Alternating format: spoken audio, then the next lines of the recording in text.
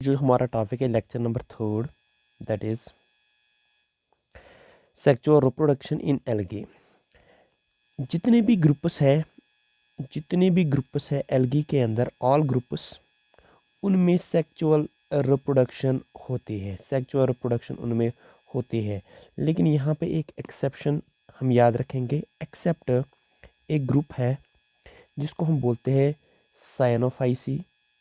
Cyanophyceae एक group है, ठीक। इसमें सेक्सुअल रिप्रोडक्शन जो है वो इसमें एब्सेंट है। बाकी जितने भी एल्गी के ग्रुप से हर एक में पाया जाता है। तो सेक्सुअल रिप्रोडक्शन में होता क्या है, यहाँ पे गेमीटस फ्यूज होते हैं। और गेमीटस फ्यूज होने के बाद क्या बनाते हैं, जाइगोट बनाते हैं। ये कैरेक्टरिस्टिक फीचर होता है सेक्सुअल रिप्रोडक्शन का, जहाँ पे गेमीटस फ्यूज होते हैं, जाइगोट बनते हैं। और यहाँ पे एक और खासियत सेक्सुअल रिप्रोडक्शन की ये है, क्योंकि दो टाइप्स के गेमेट्स मिलते हैं दो डिफरेंट पेरेंट से, तो रिशफलिंग ऑफ जेनेटिक मटेरियल होता है। रिशफलिंग, नई वेरिएशन आती है, रिशफलिंग ऑफ जीन्स। तो जीन्स में रिशफलिंग होती है जिसकी वजह से वेरिएशन क्रिएट होती है। और वेरिएशन जो होती है ये सर्वाइवल में मदद देती है। जहाँ तक सेक्सुअल रिप्रोडक्शन की बात है, structure on the basis of structure के बेसिस पे, या फिजियोलॉजिकल बिहेवियर, कैसे बिहेव करते हैं गमीटस, फिजियोलॉजिकल बिहेवियर, ठीक। किनका, सेक्स ऑर्गन्स का स्ट्रक्चर कैसा है, सेक्स ऑर्गन्स का फिजियोलॉजिकल बिहेवियर कैसा है, और उनकी कम्प्लेक्सिटी कौन कौन सा, स्ट्रक्चर के बेसिस पे, फिजियोलॉजिकल बिहेवियर के बेसिस पे, और कम्प्लेक्सिटी के बेसिस पे। किनकी कम्प्लेक्सिटी, किनका फिजियोलॉजिकल बिहेवियर, सेक्स ऑर्गन्स का। इनके बेसिस पे 6 तरह की रिप्रोडक्शन, 6 तरह की सेक्सुअल रिप्रोडक्शन देखी गई है। किनके अंदर, एल्गी के अंदर। एल्गी के जितने भी ग्रुप्स है उनमें 6 तरह की रिप्रोडक्शन देखी गई है। किस बेसिस पे, सेक्स ऑर्गन्स के स्ट्रक्चर के बेसिस पे, फिजियोलॉजिकल बिहेवियर के बेसिस पे, और कम्प्लेक्सिटी के बेसिस पे। और ये 6 टाइप्स कौन कौन से हैं, तो यहाँ पे पहले नाम मेंशन करेंगे इनका। पहला है ऑटोगेमी एक टाइप है। दूसरा है होलोगेमी। तीसरा टाइप है आइसोगेमी। चौथा टाइप है यहाँ पे फिजियोलॉजिकल एनाइसोगेमी। Number 5 is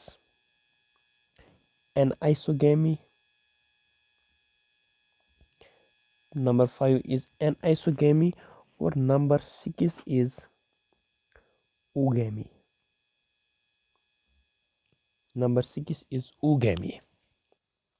तो पहला टाइप हम यहाँ पे लेंगे, दैट इज ऑटोगेमी। देखेंगे ऑटोगेमी में होता क्या है। ऑटोगेमी में क्या होता है, क्योंकि सेक्सुअल रिप्रोडक्शन है तो 2 गेमीट्स होंगे। जो 2 गेमीट्स ऑटोगेमी में होते हैं, मेल गेमीट और फीमेल गेमीट, जो 2 गेमीट्स होते हैं वो कहाँ के होते हैं, are of same mother cell. तो दोनों की जो मदर सेल है जहाँ पे वो डिराइव हुई है वो सेम है। तो ये दोनों गेमेट्स आपस में फ्यूज होंगे, एक दूसरे के साथ फ्यूज होंगे, क्योंकि सेक्सुअल रिप्रोडक्शन में फ्यूजन ऑफ गेमेट्स होता था। फ्यूज होंगे, फ्यूज होने के बाद यहाँ पे ये डिप्लॉयड न्यूक्लियस बनाएंगे, क्योंकि दोनों सेल्स हैप्लॉयड थी। हैप्लॉयड न्यूक्लियस से जब साथ मिलते हैं तो डिप्लॉयड न्यूक्लियस। तो इस तरह की रिप्रोडक्शन को बोलते हैं ऑटोगेमी, जहाँ पे 2 गेमेट जिनकी मदर सेल सेम होती है वो आपस में फ्यूज होकर एक डिप्लॉयड गेमेट बनाते हैं। इस प्रोसेस में अगर हम देखेंगे, इस प्रोसेस में खाली एक चीज़ होता है, यहाँ पे न्यूक्लियस फ्यूज़ होता है।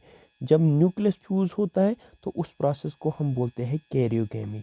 तो इस प्रोसेस में सिर्फ कैरियोगेमी होता है, fusion of two gametic nucleus. ठीक।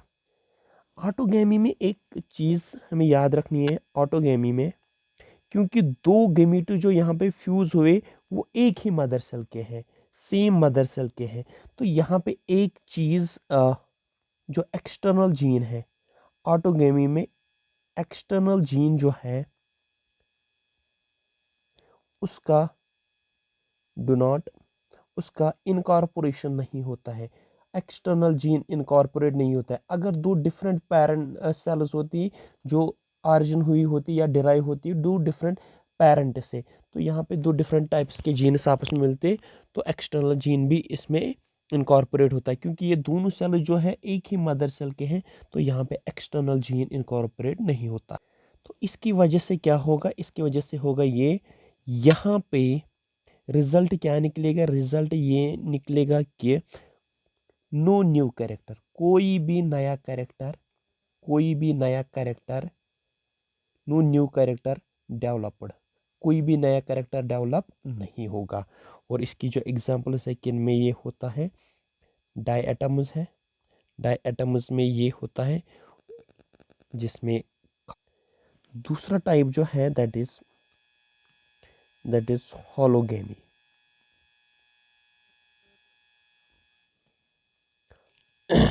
होलोगेमी कुछ यूनिसेल्युलर फॉर्म्स होती हैं, एल्गी में बहुत सारी यूनिसेल्युलर फॉर्म्स हैं, तो होलोगेमी कुछ यूनिसेल्युलर फॉर्म्स में जैसे क्लामाइडोमोनास, क्लामाइडोमोनास डुनालीला, क्लामाइडोमोनास डुनालीला जो है, इसमें ये तरह की रिप्रोडक्शन पाई गई है।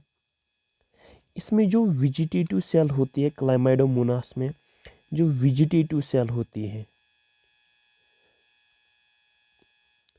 वो दो तरह की होती है, एक तो होता है पॉजिटिव स्ट्रेन और इसके साथ साथ होती है नेगेटिव स्ट्रेन। दो तरह की cells, positive strain and negative strain, जो एक्ट करती है as a male and female, जो एक्ट करती है as a male and female. तो जब ये फ्यूज होते हैं आपस में तो होता क्या है, जब ये फ्यूज होते हैं, फ्यूज होने के बाद यहाँ पे बनेगा जाइगोट, फ्यूज होने के बाद यहाँ पे बनेगा जाइगोट। तो यहाँ पे एक इंपॉर्टेंट पॉइंट हम मेंशन करेंगे, यहाँ पे एक पॉजिटिव स्ट्रेन है और दूसरा नेगेटिव स्ट्रेन। अगर ऑटोगेमी के साथ इसको कंपेयर करें तो हम बोल सकते हैं होलोगेमी में दो डिफरेंट स्ट्रेन्स आपस में फ्यूज होते हैं। तो होलोगेमी का जो बेनिफिट है from evolutionary point of view, from evolutionary point of view एक बेनिफिट जो है ये एडवांस्ड है एज कंपेयर टू, ये एडवांस्ड है देन ऑटोगेमी, ऑटोगेमी से ये एडवांस्ड है होलोगेमी, क्योंकि यहाँ डिफरेंट स्ट्रेन्स, पॉजिटिव स्ट्रेन और नेगेटिव स्ट्रेन आपस में मिल जाते हैं। क्योंकि जब दो डिफरेंट स्ट्रेन, पॉजिटिव स्ट्रेन और नेगेटिव स्ट्रेन आपस में मिलेंगे तो कुछ जेनेटिक कॉन्स्टिट्यूशन नया बनेगा, जो जेनेटिक कॉन्स्टिट्यूशन है इसका वो थोड़ा बहुत डिफरेंट बनेगा, तभी इसमें बेनिफिट है as compare to autogamy. Next जो इसका है दैट इज आइसोगेमी।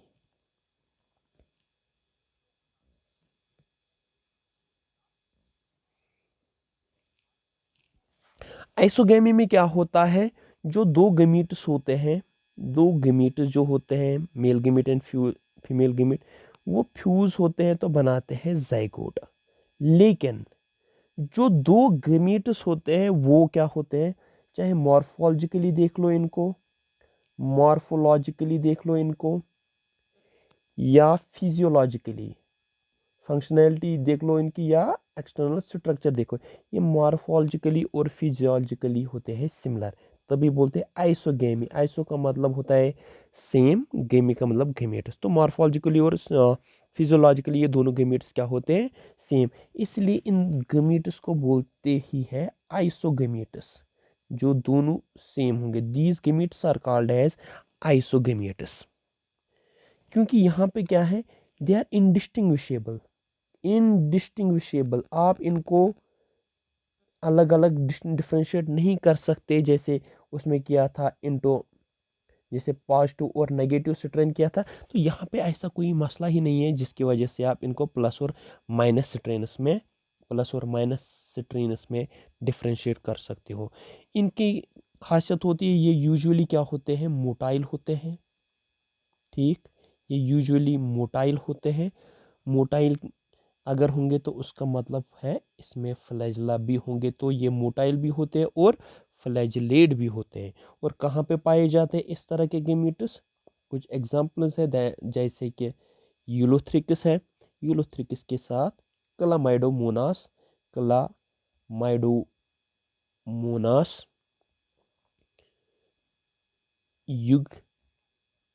युगामिटास, क्लामाइडोमोनास युगामिटास, इसमें भी ये पाई जाती है, दैट इज आइसोगेमी। नेक्स्ट जो है दैट इज फिजियोलॉजिकली या फिजियोलॉजिकल एनआइसोगेमी। सिंपल सा है, एनआइसोगेमी यहाँ पे भी है। ठीक, एनआइसोगेमी, आइसो मतलब सेम, एन का मतलब डिफरेंट। तो यहाँ पे फर्क क्या है? यहाँ पे जो दो गेमेट्स होते हैं, ठीक, जो दो गेमेट्स जिनको आपस में फ्यूज होना होता है, वो सिमिलर होते हैं किसमें? मॉर्फोलॉजी में। एक्सटर्नल स्ट्रक्चर जो इनका होता है मॉर्फोलॉजी में ये सिमिलर होते हैं, लेकिन डिफर कहाँ पे करते हैं? डिफर वो एक जगह पे करते हैं, इनकी फिजियोलॉजी में। बाहर से तो सेम दिखते हैं, लेकिन फिजियोलॉजी में ये डिफर करते हैं, क्योंकि यहाँ पे प्लस स्ट्रेन और माइनस स्ट्रेन मिलता है हमें। बाकी बाहर से हमें ये डिफरेंट नहीं दिखते हैं, लेकिन फिजियोलॉजिकली हमें ये दो डिफरेंट दिखते हैं। तो एग्जांपल्स क्या है, कहाँ कहाँ पे ये पाया जाता है इस तरह की रिप्रोडक्शन? सुपायरोगैरा है, सुपायरोगैरा में इस तरह की रिप्रोडक्शन पाई जाती है। उसके बाद एक और दैट इज जिग्नीमा, इसमें भी ये पाई जाती है। और एक्टोकार्पस, इसमें भी इस तरह की रिप्रोडक्शन पाई जाती है। नेक्स्ट जो है दैट इज एनआइसोगेमी। एनआइसोगेमी, इसमें क्या होता है, जो दो गेमीट्स होते हैं, जो दो टू गेमीट्स, ये दो गेमीट्स चाहे मॉर्फोलॉजिकली बोलो,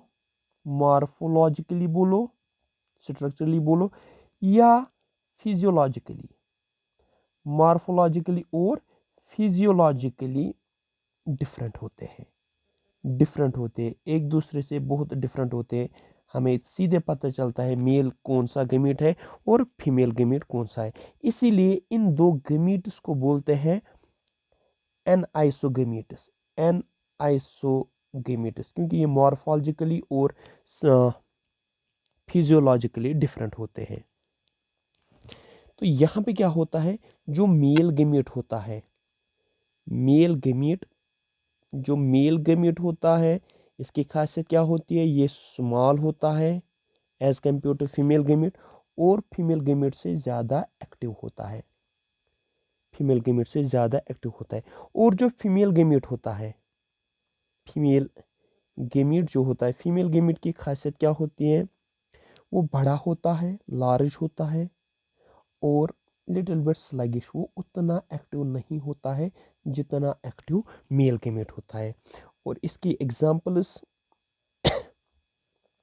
इसमें भी ये अपना क्लामाइडोमोनास, इसमें क्लामाइडोमोनास ब्रोनाई है, और इसके अलावा पेंडोरिना, ये कुछ कॉमन एग्जांपल्स है जहाँ पे एनआइसोगेमी पाई जाती है।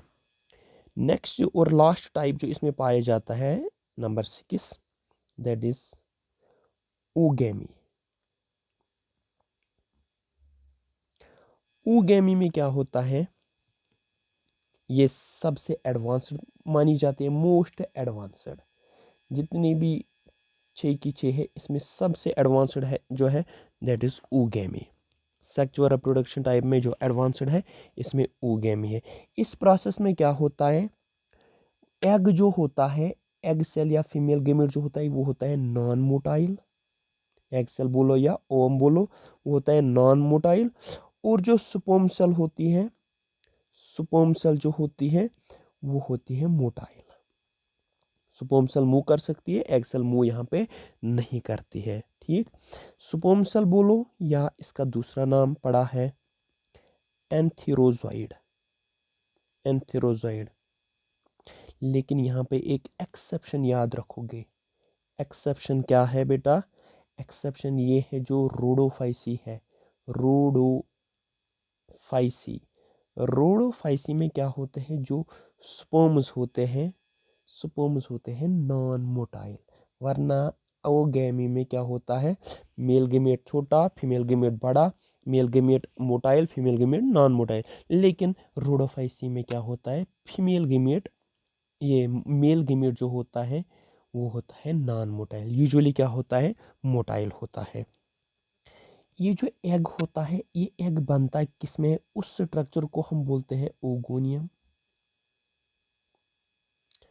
और जो स्पर्म है वो कहाँ पे बनता है, that structure is called as antheridium, antheridium, oogonium और एंथ्रीडियम। ठीक, कुछ एग्जांपल्स जहाँ पे ओगोनी या ओगैमी पाई जाती है, फॉर एग्जांपल वॉल्वक्स, कारा, वचीरिया, ये कुछ एग्जांपल है। सरगासम है, बट्राकोस्पर्मम है, बट्राकोस्पर्मम है, और बहुत सारी एग्जांपल्स है जैसे पॉलीसाइफोनिया। ये कुछ एग्जांपल्स है जहाँ पे ओगोनिया टाइप पाई जाती है। और आपसे एक रिक्वेस्ट है, जब भी आप यूट्यूब पे इसको देखोगे तो एक रिक्वेस्ट है, इसको प्ले किया करो 1.25x स्पीड पे, क्योंकि जब हम ये लेक्चर बनाते हैं उस वक्त स्पीड थोड़ी बहुत धीमी रहती है। तो अगर आप 1.25x पे, तो आपका टाइम भी बचेगा और जल्दी जल्दी से आपका लेक्चर भी हो जाएगा।